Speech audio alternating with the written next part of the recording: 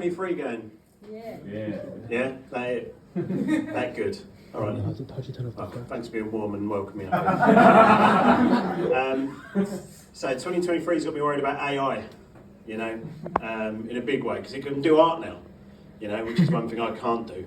That's why I'm up here doing this. Yeah, but our boy Elon is constantly talking about watch out for AI, you know, which is a big deal because he's like the previous model. Because when you look at him, he's like someone hung ham off a toaster. And my granddad always said, he goes, you know, computers, they're an amazing servant, but they'll be a very poor master. And I said that on New Year's Day. I laughed, my partner laughed, the fridge laughed. We shit ourselves. And cracked on. I was about to say I can read, but I'm not one of the people in this room that can read. We'll go into that later. But there was an article on Facebook that was like, AI integration will be like riding a bike. And that's where I stopped and thought, yeah, make a wrong turn, end up dead in a bush.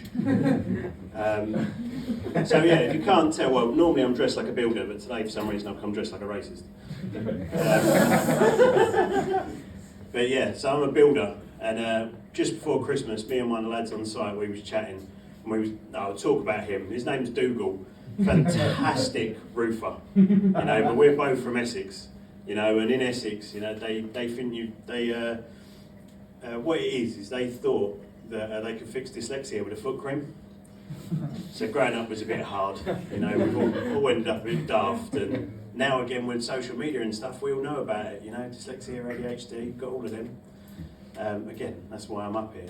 Yeah. Dougal's a good bloke, you know, like he borrowed a tenner off of me to give you his last tenner. And he's got this strange relationship with his mum. Like, you know, she had him so young that they were basically in the same class at school, which made it really awkward because when he turned to his mum and be like, "Mum, can you help me with the maths homework?" She was like, no, teacher says we can't copy. But we was discussing wolf whistling and catcalling, which is something which is still strange to this day, that still happens. You know, lads hanging off a scaffolding, hollering at people. You know, and he was like, one day I'm going to meet, Dukes was like, one day I'm going to meet the love of my life that way. And I was like, it's never worked, fella. You know, it's never gone like, and someone's turned around and gone, do that again. But slower.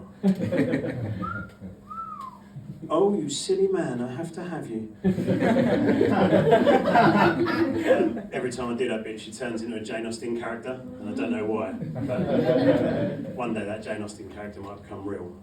But he was saying to me, a very, very lonely man, you know, and daft to boot.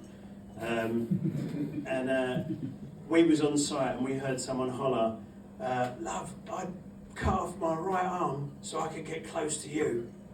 And Dougal turned to me and went, "I'd cut off my left leg to throw stones at her shit." I